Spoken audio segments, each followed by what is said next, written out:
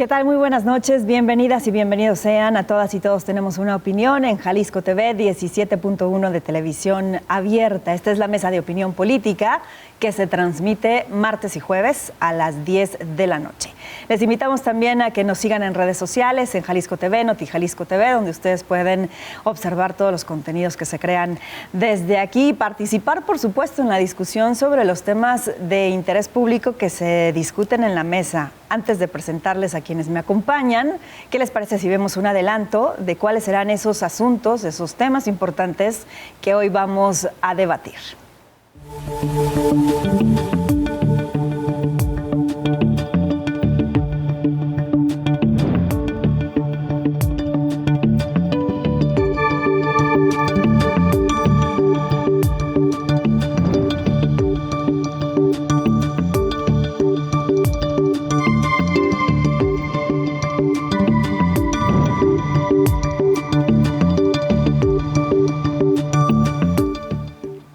Bien, pues ya vimos cuáles son los asuntos más importantes, los que vamos a poner sobre la mesa, así que ahora les presento a quienes los van a discutir. Fátima López Iturríos, activista y abogada. ¿Cómo estás, Fátima? Buenas noches. Hola, buenas noches. Muchas gracias. Un saludo a todos y a todos. Gracias por estar aquí. También saludo con gusto a Roberto Medina, consultor y analista político. Buenas noches, Robert, bienvenido.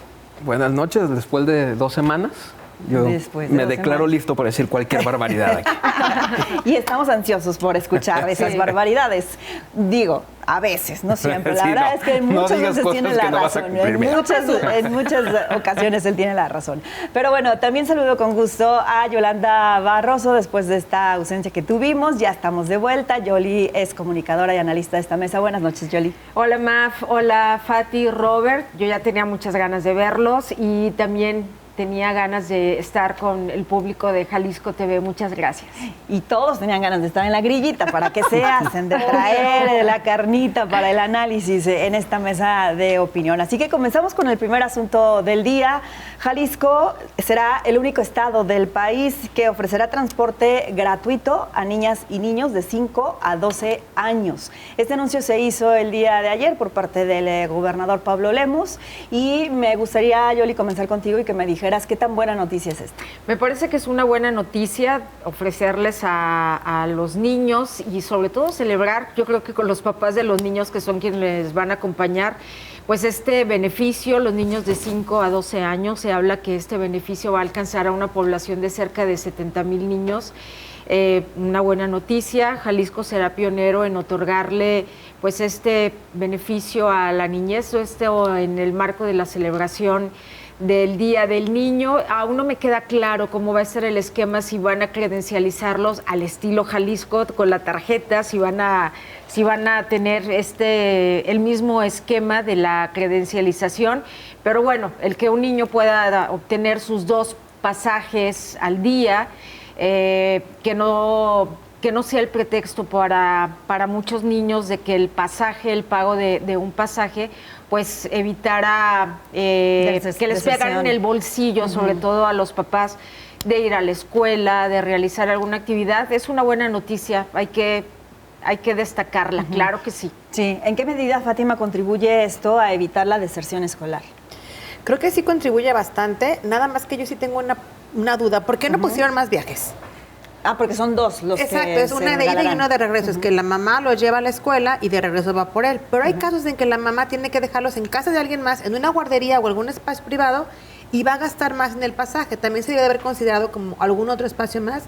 Pero es una medida que va a ayudar muchísimo a que los niños dejen de faltar a las clases, porque también hay muchas mamás trabajadoras, obreras o que están en empresas que no pueden llevarlos y que ellos aprenden desde muy temprana edad a tomar el camión. Entonces ya tienen el pago de un camión de ida y de regreso para su casa.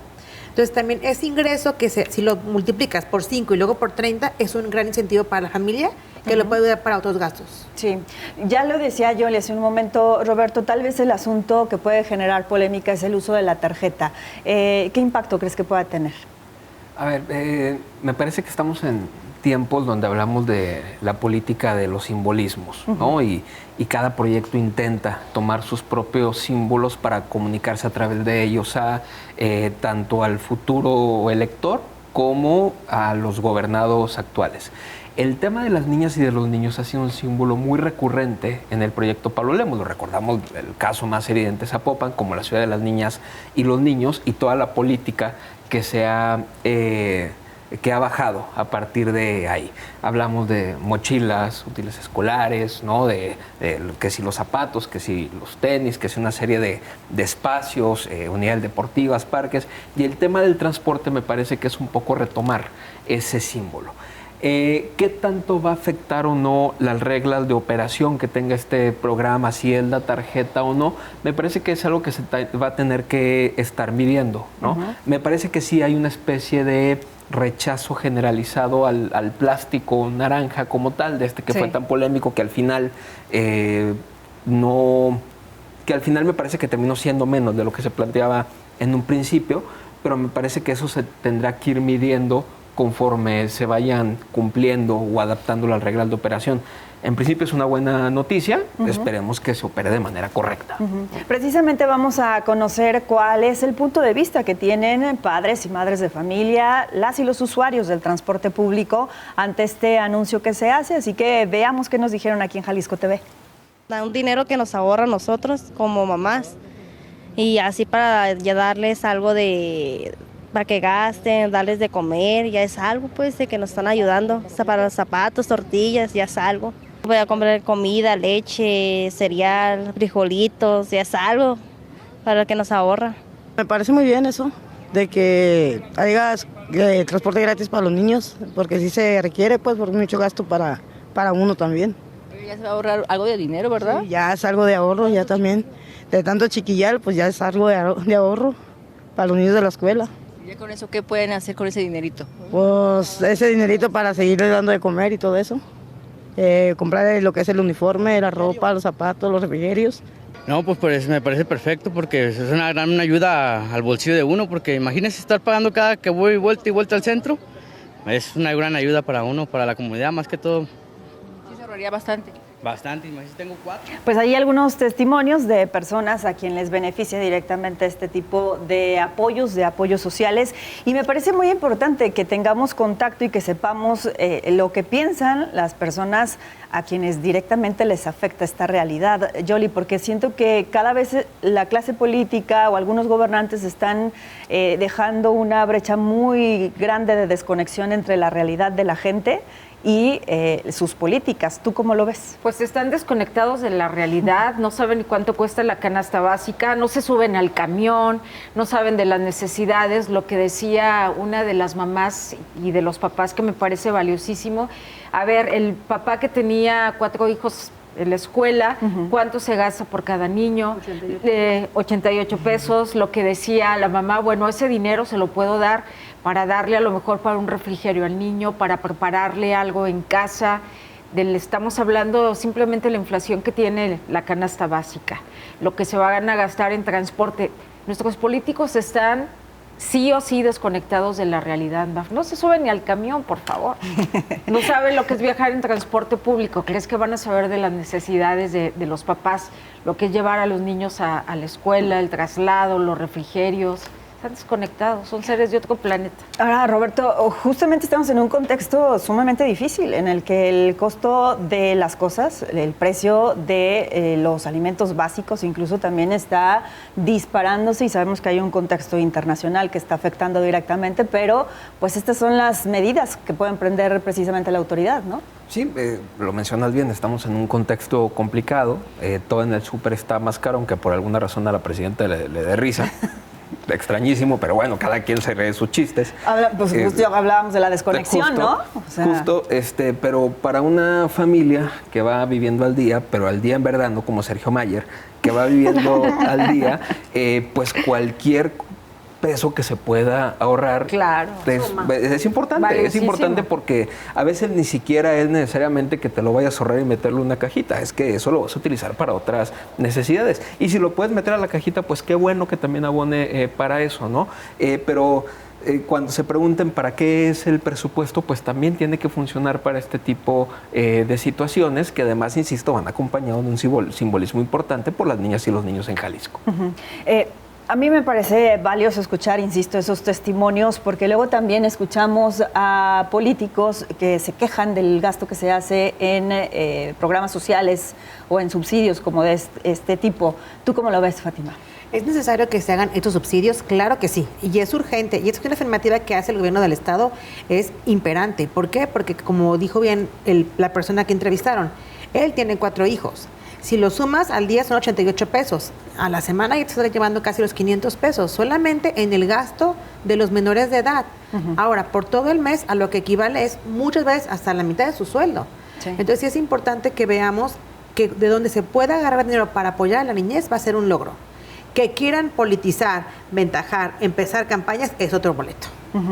Porque también es importante darnos cuenta, Yoli, que ya lo decía Roberto, para eso es el presupuesto, ¿no? Preferimos que se gaste de esta manera a que se gaste o que se despilfarre en otros asuntos. Totalmente, que se gasten esto, los niños, en este tipo de programas. Si se va a hablar de subsidio, que sea para este tipo de programas, y no en el despilfarro que conocemos que se la saben y bien los políticos. Sí. Bueno, vamos a hacer nuestra primera pausa. Dejamos aquí este primer tema que tiene que ver con el transporte gratuito para niñas y niños de 5 a 12 años. Les invitamos a que ustedes también nos den su opinión en nuestras redes sociales, Jalisco TV, Noti Jalisco TV.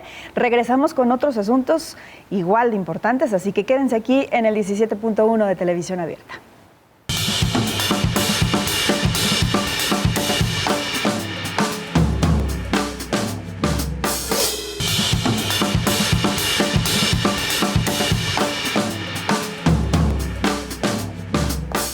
Seguimos adelante con más de Todas y Todos Tenemos una Opinión, la mesa de opinión política de Jalisco TV, para hablar de asuntos no muy agradables y sobre todo porque este parece un tema recurrente, el retiro de cédulas de búsqueda que pegan colectivos de búsqueda de personas desaparecidas. En este caso fue Manos Buscadoras, así se llama este colectivo, que denunció que habían pegado cédulas de búsqueda en las inmediaciones de la central camionera en el municipio de San Pedro Tlaquepaque y no duraron ni una hora cuando ya las habían retirado. Ellos identificaron a personal de la limpieza que se encargó de hacer pues este retiro. Fátima, ¿por qué se repite una y otra vez este tipo de escenas?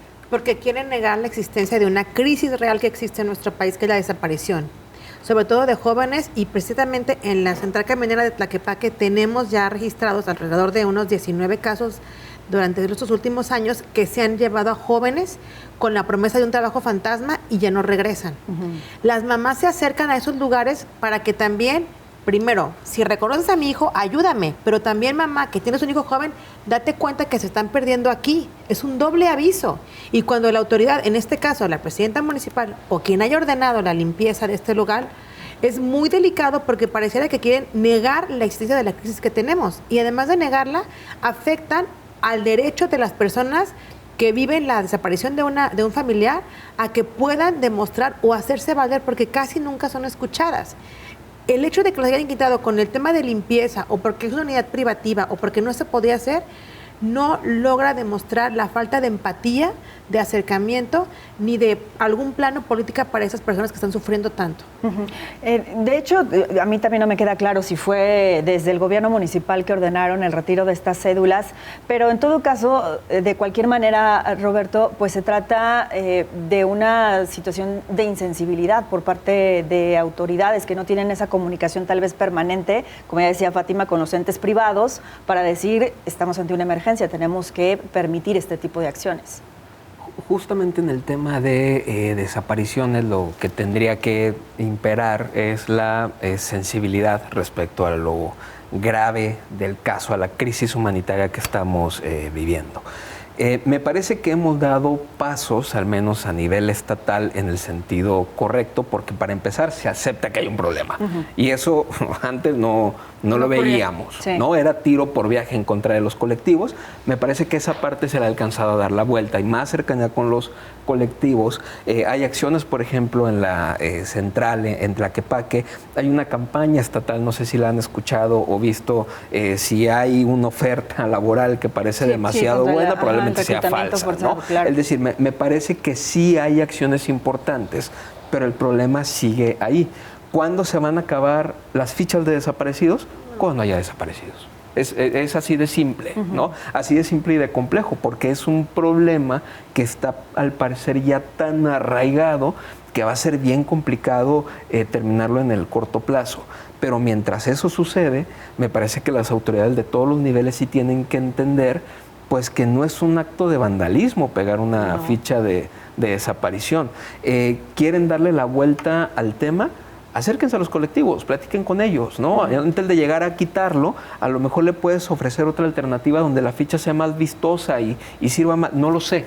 O a lo mejor los colectivos te lo rechazan, pero al menos que exista esta intención desde los municipios también, porque a final de cuentas son la autoridad más cercana al ciudadano, que existe esta intención. Me parece que en Guadalajara ya lo vimos hace algunos pocos años, que incluso las fichas de desaparecidos se llevaron a las recaudadoras. Así es. ¿no? Sí. Había, en los paraderos de camión. De camión justo, también. comenzaron a existir este tipo de alternativas. ¿Hay autoridades todavía indolentes? Sí. El gobierno, los gobiernos principalmente de Morena, los que se supone que eran los humanistas, se han mostrado principalmente insensibles con este caso. Sí, le han intentado sacar raja política como hasta donde no han podido, sí, pero me parece que la situación obliga para que todos estén en el mismo nivel de sensibilidad y no volvamos a ver este tipo de situaciones que incluso socialmente pues son incómodas y lamentables. A ese último voy, Yoli, porque no sé si tú percibas que hay un cambio en la política del municipio de Tlaquepaque, que en un inicio también había estado pues atenta a los operativos, incluso coordinándose con las autoridades estatales y federales ahí en las inmediaciones de la central, impulsando esta iniciativa que busca que se pida la credencial de elector también en las centrales de autobuses, no solamente en los aeropuertos, sino también ahí. No sé si tú percibes ese cambio, tal vez. Yo no percibo ese cambio y no me queda claro si también fue una orden del Ayuntamiento de Tlaquepaque quitar estas fichas de búsqueda. Hablabas de que en particular este partido Morena ha sido más insensible. Recordemos el antecedente que también Movimiento Ciudadano en Guadalajara también habían arrancado las fichas de búsqueda, sí se acercaron a los colectivos, pero me parece que la insensibilidad ante los colectivos no tiene partido. Es decir, como sociedad hemos rechazado a los colectivos de búsqueda, hemos rechazado las peticiones, hemos rechazado y no hemos sido lo suficientemente empáticos con las madres buscadoras. Hay quienes se acercan a ellas y en lugar de escucharlas todavía cuestionan, pues ¿en qué andaba su hijo o en qué andaba su hija? Me parece que el reclamo y la vergüenza es como sociedad, esto va más allá de los partidos. No alcanzo a percibir, ya para ser muy concreta con tu pregunta, Maf, este cambio en la narrativa del gobierno, en particular de Tlaquepaque, habría que ver de dónde vino la orden o si fue precisamente de la gente de aseo de la central que lo arrancó, le pareció mal, que lo vio como un acto de vandalismo, pero me parece que más que un partido, todos se han portado con una doble moral y hasta hipócritas con los colectivos y las madres buscadoras. No sé qué opinan ustedes. Lo pregunto sobre todo porque me parece que puede convertirse en algo natural para ciertos gobiernos morenistas que si observan que desde la Federación, que desde el Gobierno de México se está desestimando, descalificando esfuerzos como el del Comité para la Desaparición Forzada de la ONU, que ha dado un breve informe hace un par de semanas en el que dice que la desaparición forzada existe en México, que hay una responsabilidad de Estado, como Estado mexicano, pues que se tiene que atender y que, insisto, fue descalificado de inmediato por el Gobierno de México. Entonces, creo que puede ser muy fácil para otros gobiernos o para otras autoridades irse con ese mismo ejemplo del Gobierno federal y pues también aplicar este tipo de medidas, ¿verdad? Pero bueno, insisto, no teníamos la certeza de que si se trata o no del Gobierno municipal. Y ahora me gustaría enfocarnos entonces en eso que acaba de pasar, de cómo se descalificó desde el Gobierno federal este informe que sugiere que se presente la problemática, la crisis de personas desaparecidas y de desaparición forzada en México ante la Asamblea General de las Naciones Unidas como una muestra o parte de un mecanismo, una herramienta de ver qué hacemos con este problema, ¿no? ¿Qué hacemos con México? Fátima, ¿de qué se trata esto? Es que esto es muy importante. A ver, tenemos más de 132,000 personas desaparecidas en México. El Comité para las Personas Desaparecidas de manera forzada quiere decir que el Estado, alguna persona del Estado, un policía, un trabajador, un administrativo, levanta a una persona en la calle y la desaparece. Esa es la desaparición forzada como tal, cuando alguien del Estado se involucra y agarra. Además tenemos la desaparición, que es cuando la persona sale a buscar trabajo o sale de su casa y ya no regresa. Cuando llega el informe, la presidenta dice, no, yo no soy un Estado fallido porque tengo leyes, porque he acomodado, porque se enfocó en ver en la desaparición forzada el tema de que todo el Estado está levantando a las personas. Lo que quiere decir Naciones Unidas es bien claro. A ver, si tienes más de 132,000 personas desaparecidas, obviamente que más de una el Estado formó parte. No puedes negar un problema que es de raíz y que viene señalando a los colectivos por años. Y más aún cuando te enteras que pasa el Rancho Izaguirre y te das cuenta que ya sabía la PGR, que ya había venido como último ejemplo que tenemos de otros miles de casos de desaparición que ha habido en México, donde las autoridades municipales de ciertos estados prefieren quedarse callada o después ponerse de acuerdo con las mamás buscadoras para decirles dónde dejaron a los cuerpos, que realmente meterse en el tema de parar la desaparición. Y esa gran diferencia es la que hace que los estados se quieran desvincular, porque dicen, no, sí trabajamos por el gobierno. Ojo, no decimos que todos los policías levanten personas, pero sí sabemos que hay una parte que las está levantando, como también sabemos que el narco también opera de manera en cualquier parte política y de gobierno para atraer a su molino lo que le convenga, en este caso desaparecer personas y ubicar a ciertas personas que le convengan. El problema es muy grande y muy real, y sí es importante que se lleve este tema ante el Secretario General de Naciones Unidas para que se pueda emitir una orden que, ojo, no es obligatoria para México, porque aunque lo diga una orden internacional, el gobierno puede decir si la hago o no la hago, pero al ser llamado a este tipo de informes, el gobierno sí se asusta y empieza a responder, y por eso es que buscan tanto los colectivos de personas desaparecidas que llegue a la más alta esfera que se pueda llegar de justicia, porque no están viendo un avance en las carpetas de investigación. Y es dolorosísimo porque en Jalisco tenemos casos horribles que no se aparecen, o peor aún, que llega una persona a buscar a su hijo, a los 2 días el cuerpo ya estaba ahí, le avisó una persona, tenía el tatuaje, le dijeron que no lo tenían, 8 meses después le dicen que a lo mejor es la persona, pero que el tatuaje ya está muy borrado. ¿Por qué? Porque el tiempo en que el cuerpo se deteriora es muy rápido. Y este caso no es de aquí exclusivo, es de toda la República. Y la situación es que queremos que se activen todas las instituciones que tengan que ver con el tema de desaparición y que lo hagan de manera cumplida. Sí. ¿Crees, Roberto, que se equivoca el gobierno de México al hacer esa respuesta? Es impresionante lo fácil que es hacer llorar al gobierno federal. Para tener tanto, perdón la expresión, para tener tanto pinche poder, es impresionante lo fácil que se desmorona, ¿no? Y cómo no los puedes tocar ni con la página de un informe, o sea, porque entonces se convierte en el gobierno de cristal, ¿no? Es que, ¿cómo nos dicen eso?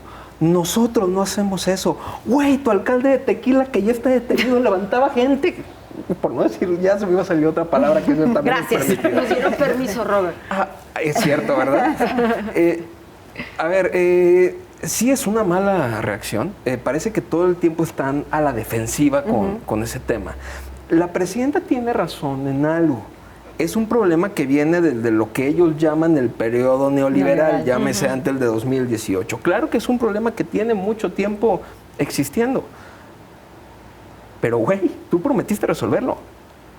Tú prometiste que estas cosas ya no iban a pasar. Por eso principalmente, por eso y por el regaladero de dinero que estás haciendo, por eso la gente votó por ti.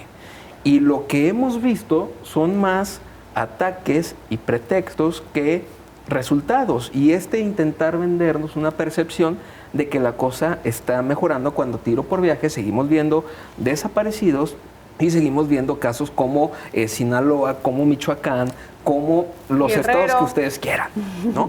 Entonces, sí es una mala reacción, pero además fundamentada en el hecho de que no les gusta que los critiquen. porque pobrecitos, pues hay que, en la próxima mañanera, por favor, lleven una caja de Kleenex a la presidenta para ver si así al menos le hacen el paro para que se limpie las lágrimas mientras reclame el siguiente informe de ONU o del que ustedes quieran, ¿no?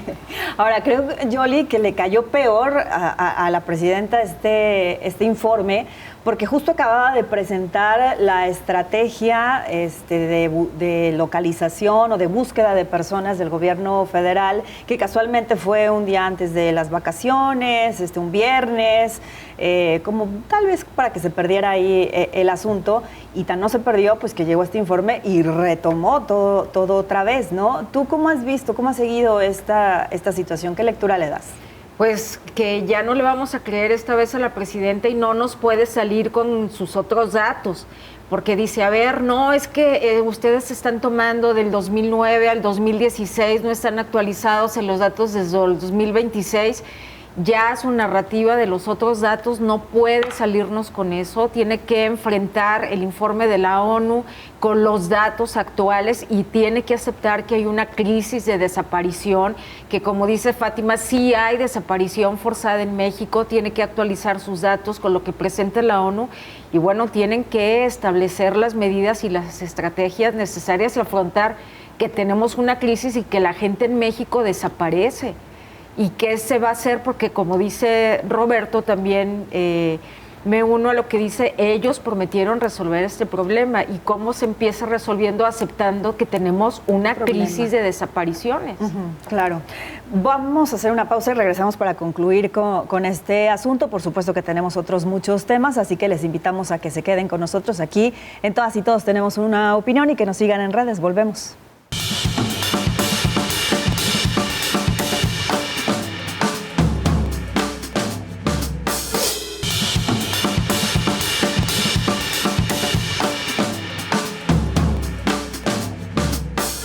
Estamos de regreso, muchas gracias por seguir aquí en Todas y Todos tenemos una opinión en Jalisco TV 17.1 de televisión abierta, aunque también nos encuentran en sus sistemas de cable. Les recuerdo que la mesa de opinión de Jalisco TV es de lunes a viernes a las 10 de la noche, pero la mesa de opinión política se transmite los martes y jueves. En esta noche me acompañan Fátima López, Roberto Medina y también Yolanda Barroso, y estábamos hablando antes de irnos a la pausa sobre este rechazo del gobierno federal al informe del Comité de las Naciones Unidas para la Desaparición Forzada, que propone someter el tema y ponerlo ante la máxima instancia de las Naciones Unidas, la Asamblea General, ante la Secretaría General. Ya hubo un rechazo, incluso hasta mandaron a la Comisión Nacional de los Derechos Humanos, que sabemos ya es un bracito del gobierno, ya nada tiene que ver con la defensa de los derechos humanos, para también descalificar al informe.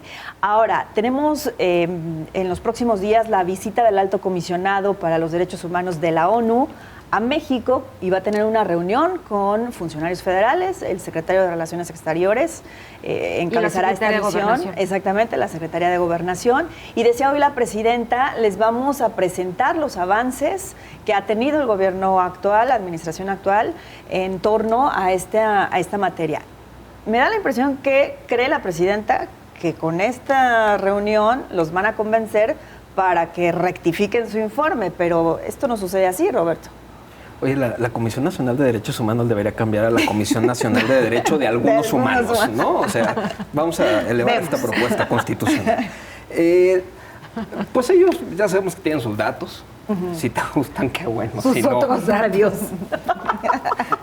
Yo espero que el alto comisionado tenga muy claro la distancia entre su reunión y el aeropuerto, porque creo que va a ser una reunión corta en ese sentido. O si tiene mucho tiempo libre, que se arme su lista de museos, el estadio renovado, no sé, hay mucha cosa que hacer acá. No vamos a esperar una rectificación. Prácticamente no la ha habido nunca. A lo mejor hay por ahí indicios, ¿no? Con el tema del Tren Maya. Así es, pero de su postura. Casi no lo hemos visto en prácticamente ningún tema, y no veo por qué, sobre todo vaya a ser uno ante el alto comisionado, que para ellos pues es nada, seguramente, ¿no? Lo que vamos a ver es seguramente la comunicación de Ya me imagino las cuentas, estas salidas de Morena, de nuestra presidenta le pone la muestra al alto comisionado. En cuanto salga un tuit de eso, se los voy a mandar para que vean.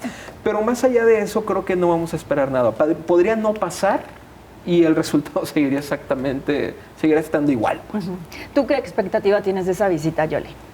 Pues siendo optimista, y en palabras de la presidenta, no va a haber ruptura, van a tratar de convencerla con sus otros datos, no sé cómo van a mover las estadísticas y todo, pero no creo que logren cambiar el informe de la ONU, sinceramente.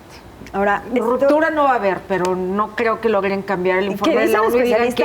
Que no puede esperarse eso, no puede esperarse que cambien de opinión en la ONU, porque para empezar son dos oficinas distintas. Claro. Una cosa es el CED, el comité que hizo el informe, otra cosa es el alto comisionado.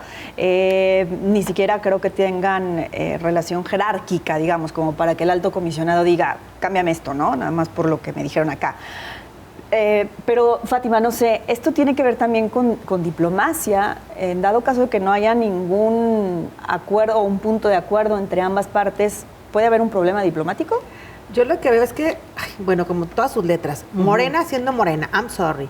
Con los 43 hicieron lo mismo. Llegó la Comisión Interamericana, hizo una revisión de lo que había pasado con las desapariciones del caso Ayotzinapa. ¿Y qué dijo el gobierno del Estado en aquel momento? López Obrador, eso no es cierto, yo tengo otros datos. Y llega ahora otra vez el alto comisionado y yo tengo otros datos. O sea, claro que van a tener siempre otros datos porque no se quieren asumir parte o el mismo problema que estamos viviendo. Y esto es muy fuerte porque ellos creen que el alto comisionado nada más viene a verlos a ellos. No, tiene una agenda que también tiene ya a todas las organizaciones de la sociedad civil, que elaboramos el informe sombra y que ya mandamos puntos muy puntuales acerca de lo que está pasando. Y tienen todo el mapa completo, no vienen a ciegas. Sí se van a pasar con nosotros, ¿verdad? Pero además van a conocer la ciudad. Y lo que está haciendo, en dado caso la presidenta, de decir que va a cambiar algo, no lo creo. No se va a rectificar en ningún ápice porque no le interesa el tema. Ya lo hemos visto con López Obrador y va a repetirse con Sheinbaum. Bueno, pues veremos entonces, estaremos atentos a lo que pase en esta reunión. Voy a cambiarles de tema, pero voy a relacionarlo con algo que decías, Roberto, hace rato, sobre pues que están muy intolerantes a aceptar crítica, a aceptar pues cualquier revisión o escrutinio que se haga al trabajo que están desempeñando en la función pública. Y eso me lleva al caso de esta denuncia que se ha presentado en contra de la diputada local de Morena, Candelaria Ochoa, por parte del comunicador Jorge García Orozco, una denuncia en la Fiscalía Anticorrupción por peculado y enriquecimiento inexplicable. ¿De qué va esto, Robert? Cuéntanos. A ver, el buen Jorge García Orozco, a quien yo he nombrado como el terror de la 4T, pues es el que sacó el caso de Dato Protegido, de Sergio Gutiérrez Luna, me parece que por ahí también le dio mucho impulso al tema de la casa de Noroña. Es decir, es un tipo que se ha dedicado a investigar y a exhibir esta falsa austeridad por parte de los morenistas y pues a nivel local le tocó a nuestra poco apreciada, o al menos para mí poco apreciada, Candelaria Ochoa. Y no lo digo ni siquiera por un tema personal, simplemente me parece que su función pública ha servido de poco y nada para Jalisco desde siempre, ¿no? Y está ahí por un tema más de lealtades, aunque esto le vaya a parecer que yo estoy generando alguna violencia de algún tipo, pero pues es un diagnóstico político y ya. Pues resulta que en su declaración patrimonial que obtiene Jorge García Orozco, la señora reporta 4 casas, entre ellas una de 0 pesos. Entonces, en lugar de salir, pues, a explicar, ¿no? En lugar de salir a hacer un ejercicio de comunicación más consciente, pues lo que hizo fue engancharse y comenzó a prácticamente insultar en redes sociales, hasta amenazó con denunciar al periodista y pues ella terminó siendo la denunciada. El mismo periodista va a la Fiscalía Anticorrupción a imponer una denuncia por presunto peculado, enriquecimiento inexplicable, ¿no? Más o menos ahí va la historia. Me parece que hay varias cosas y es alguna especialidad de Morena tropezarse con su misma lengua, ¿no? Yo lo planteaba en algunos términos, más allá del origen de las casas, ¿no? Que ese pues sí tendrá que, o ella o la autoridad, alguien tiene que explicarlo. Yo lo pongo en estos términos: 4 casas son pocas o son muchas. Híjole, es que si eres una de las que dice apoyar dictaduras que castigan la propiedad privada, pues parecieran muchas. Si eres parte de un partido que va con la bandera de la austeridad, pues parecieran muchas. Si eres parte de un partido que todos los días está denunciando un supuesto cártel inmobiliario, pues parecieran muchas, ¿no? Más allá de que si hay algo o no ilegal de fondo, que, insisto, ella o la autoridad tendrán que explicarlo, pues sí parece nuevamente la historia de un morenista o una morenista, en este caso, pues tropezándose con su propia lengua. A mí me llama la atención, Fátima, pues que la diputada no haya rendido cuentas o no haya salido a informar qué es lo que pasó con esa declaración patrimonial o a explicar por qué se toparon con eso. ¿Tendría que hacerlo? Tienen que hacerlo por dos situaciones. Primero, porque políticamente hablando, cuando entras a trabajar o buscas un espacio político, se supone que tienes que entregar la 3 de 3 de transparencia, que se pedía que todos hicieran y que esa señora, al señalarla en cero, se está fallando. Y segunda, porque ella se asume como una líder moralista de Morena y ha dicho que está apoyando a Morena, pero casualmente empezó en la política con Movimiento Ciudadano y luego brincó, porque eso se le llama chapulinear, que tampoco es violencia política. Es decir, que una persona brinca por conveniencia de un partido donde gane más a otro que le convenga más. Y en este caso, justamente, ella salió corrida de México de la CONAVIM. Fue corrida por su mal trabajo que estaba haciendo, que es el que podríamos decir de sus mejores salarios que había tenido la señora, por lo cual el hecho, si ya estuviste a nivel federal, ya fuiste diputada, ya fuiste regidora, y sigues trayendo las mismas fallas de no señalar con transparencia tus gastos en lo que te llega a tu presupuesto y en qué lo inviertes, entonces ¿para quién estás trabajando? ¿Para la gente o para ti? Y te usas una bandera, yo soy esta, yo voy a hacer lo otro, y sin embargo con la otra mano estás robando o estás agarrando dinero que no estás señalando. Porque ojo, si yo soy político y yo no señalo una casa y estoy diciendo que todo el tiempo he vivido del Estado, porque ella sí ha vivido del gobierno, entonces ¿le robó al gobierno o cómo lo obtuvo? Porque no hay otra manera de entender que tenga una casa con 0 pesos y que las demás tengan un costo y que diga que todo ha salido de sus salarios del Estado. Porque como maestra, pregúntenles a los maestros, ¿quién tiene 4 casas? Perdón, no las tienen. Entonces, ni de maestra, ni ahora como regidora o como diputada, puede aclarar que hay una casa completamente gratis. Yoli, ¿crees que proceda la denuncia? Porque tampoco es como que estemos acostumbrados a muy buenos resultados de la Fiscalía Anticorrupción. Desconozco si va a proceder o no, pero yo esperaría que la diputada aclare. Digo, vi en un video de Jorge, del periodista, que él se anticipaba, porque como sé que me va a denunciar, o antes que me denuncie ella a mí, yo la voy a denunciar ante la Fiscalía Anticorrupción. Me parece que se tardó la diputada Candelaria Ochoa mucho tiempo, perdió mucho tiempo en lugar de haberse enganchado y de amenazar o de una supuesta amenaza de lo voy a denunciar y así como síguele y te voy a denunciar. Le ganaron, perdió mucho tiempo en no aclarar, como deben de aclarar todos los políticos, por qué en esa declaración patrimonial estaba en 0.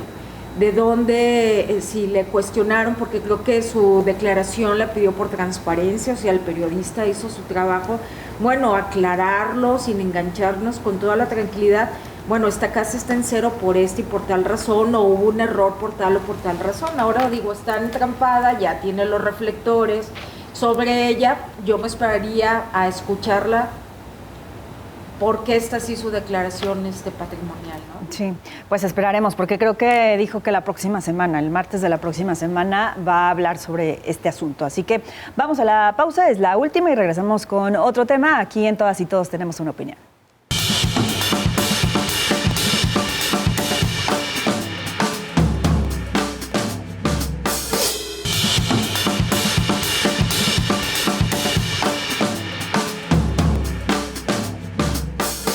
Ya estamos de vuelta y vamos con nuestro último bloque, nuestro último tema. Aquí en Todas y Todos tenemos una opinión.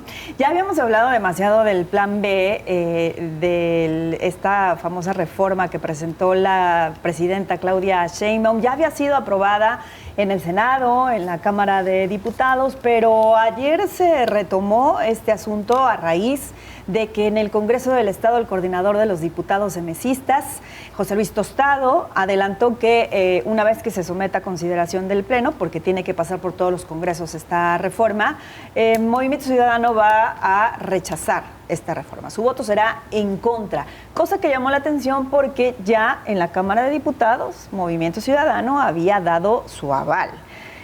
¿Qué es lo que está pasando, Giovanni? ¿Se están peleando? ¿Qué es lo que sucede? Se están peleando, dijeron que con Jorge Álvarez Maínez no, José Luis Tostado ya dijo, pues tenemos nuestras dudas, no nos gusta que se metan en nuestro rancho, aquí nada más mandamos nosotros, lo vamos a revisar, ya no nos gustó el plan B, en nuestro rancho mandamos nosotros con nuestros sombreros. Sí, la verdad se están peleando y se están deslindando de Jorge Álvarez Maínez, entonces hay una especie como de separación, de pleito, de deslinde entre MC Jalisco y el MC Nacional. No les gusta que se metieran en nuestro rancho.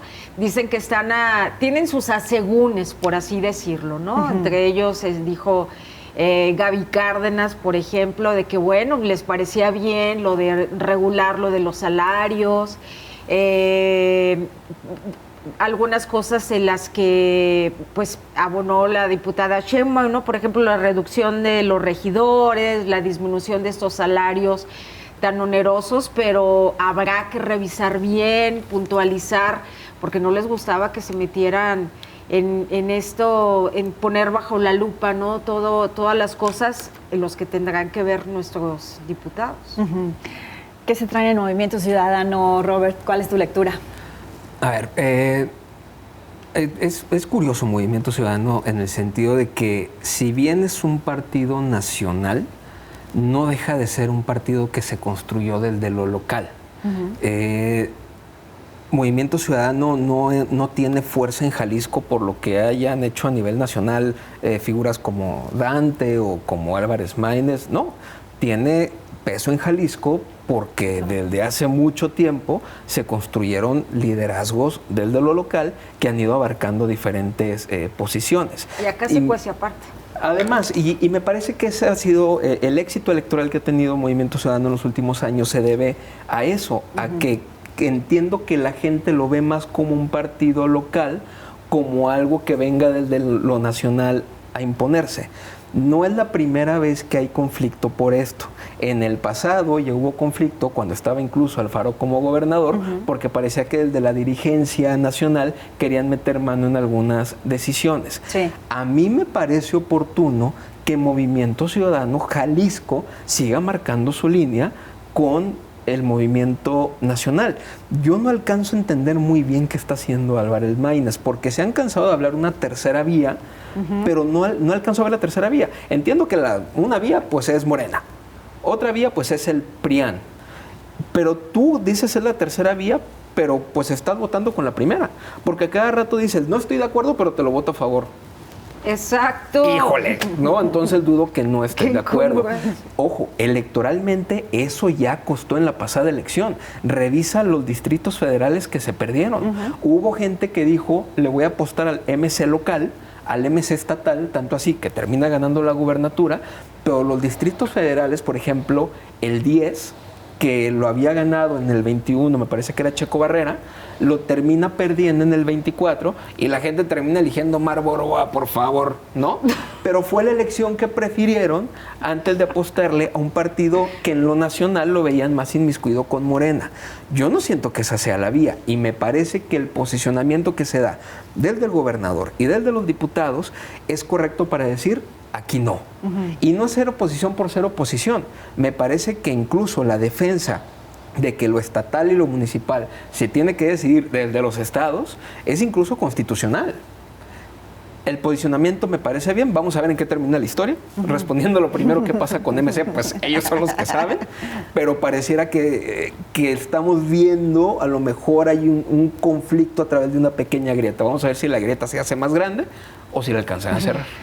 Espérame, Yolín, porque a propósito de lo que dijo Roberto del posicionamiento incluso del gobernador, ¿qué les parece si vemos esa declaración y luego retomamos el asunto? ¿Qué dijo el gobernador Pablo Lemos en torno a este tema? Yo quiero reconocer la congruencia de Movimiento Ciudadano en Jalisco. Me dio mucho gusto escuchar el día de ayer lo que es congruencia política, lo que es hacer lo correcto. Fíjense bien lo que les digo. Congruencia política, hacer lo correcto, estar del lado de la gente. ¿Qué es lo que nos piden? Nosotros estamos completamente a favor de reducir los gastos burocráticos en el país. Me parece una extraordinaria iniciativa de parte de la Presidenta de la República. Pero en lo que no podemos estar de acuerdo es en vulnerar la autonomía de los estados y de los municipios. Eso se tiene que regular desde las propias entidades federativas. Bien, ahí las declaraciones del gobernador. ¿Ibas a añadir algo, Yoli, a lo que estaba diciendo? Es que yo me imagino a los diputados locales o al Movimiento Ciudadano Jalisco viendo cómo Álvarez Maínez dice, no, nosotros hicimos lo correcto en aprobar el plan B de la presidenta Sheinbaum, pero decirles, a ver, pero que no somos oposición, ¿por qué votaron el plan B? Entonces sí hay una diferencia y una especie, quizás no de fractura, pero sí ya hay una diferencia entre Movimiento Ciudadano Jalisco, que se siente como muy de acá, muy de nosotros, se ha construido distinto a un MC nacional.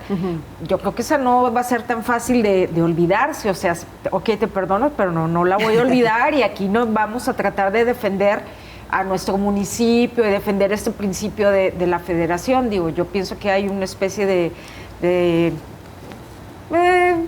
diferencias, pues, ¿no? Que van a tratar de defender, como dice José Luis Tostado, ¿no? Ahora, el gobernador habla de Movimiento Ciudadano Jalisco, pero la realidad es que los diputados federales por Jalisco, de Movimiento Ciudadano, también votaron a favor. Ahora, sí. En el Senado, la coordinación de MC o el grupo parlamentario de MC votó en contra. Y luego la dirigente o la coordinadora de MC Jalisco, Mirza Flores, hizo también un posicionamiento en redes sociales como para justificar el voto a favor de los diputados federales. Entonces, pues, ¿cuál es MC Jalisco, Fátima? ¿O tú cómo estás viendo esta situación? Creo que MC Jalisco lo están construyendo a última minuto, básicamente. ¿Por qué? Porque los 4 que votaban a favor, evidentemente, de la reforma, se salieron ahora sí que del guión que estaban buscando a nivel local, porque también en Monterrey, Nuevo León, con Samuel García pasó lo mismo. También el gobernador, al igual que nuestro gobernador, salió a decir que no querían que se votara a favor del plan B. Y alegaban lo mismo, esta parte de que cuidemos nuestra soberanía y autonomía como Estado y municipios. En lo local yo creo que todavía están más unidos a lo que tiene que ver con la creación y cómo han formado su propio partido. Y a nivel federal se vendieron con el que tenían enfrente. Y pareciera que les importó muy poco que tenían a un lado al Senado para platicar al respecto y se fueron con la que les convino. No sabemos qué acuerdo les vaya a generar para beneficiarse y votar en contra, votar a favor, que estar como homologados en una respuesta en contra.